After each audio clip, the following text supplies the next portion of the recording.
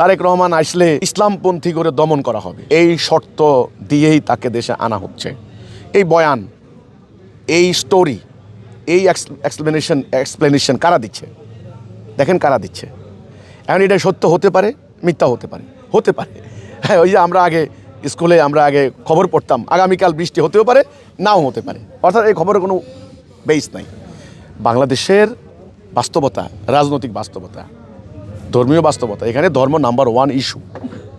আপনি কোনো ধর্মীয় দলকে দমন করতে হলে আরেকটা ধর্মীয় দলকে প্রমোট করতে হবে। মরণটা তো এখানে হবে।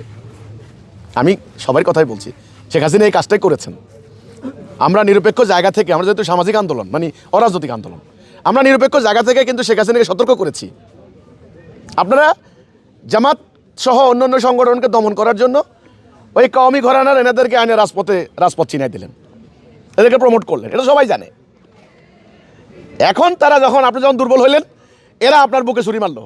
কওমি জননী তারাই বলেছে, এখন তারাই বলছে শয়তান পালাইছে ইন্ডিয়া। দেখেন তারেক জিয়া সাহেব যদি আইসা যদি নির্দিষ্ট কোনো দলকে দমন করতে যায়, ধর্মীয় দলকে, তাহলে ওনাকে ওটা মোকাবেলা করার জন্য আরেকটা দলকে প্রমোট করতে হবে। এগুলো কোনো সমাধান না। এবং এইসব এজেন্ডা, পশ্চিমাদের যদি এজেন্ডা থাকে, এগুলো ভুল। আমাদের দেশে যারা রাজনীতি করবেন তাদের প্রতি আমার আহ্বান থাকবে, আবেদন থাকবে, স্বনির্বন্ধ অনুরোধ থাকবে যে বরং আসেন একটা সঠিক আদর্শ দ্বারা ভুল আদর্শকে মোকাবেলা করি। ধর্মের নামে, ইসলামের নামে যেগুলি হচ্ছে, এখন আপনারা আতঙ্কিত হচ্ছেন, ভয় পাচ্ছেন, চিন্তিত যে মব হচ্ছে, হামলা হচ্ছে, আক্রমণ হচ্ছে, এগুলাকে রোখানোর জন্য, ধর্মের নামে এগুলো হচ্ছে, এগুলোকে রোখানোর জন্য ধর্মের আসল শিক্ষা লাগবে। এটাকে বলা হয় counter narrative, counter narration, counter ideology, এটা লাগবে। সেটা আমরা দিচ্ছি।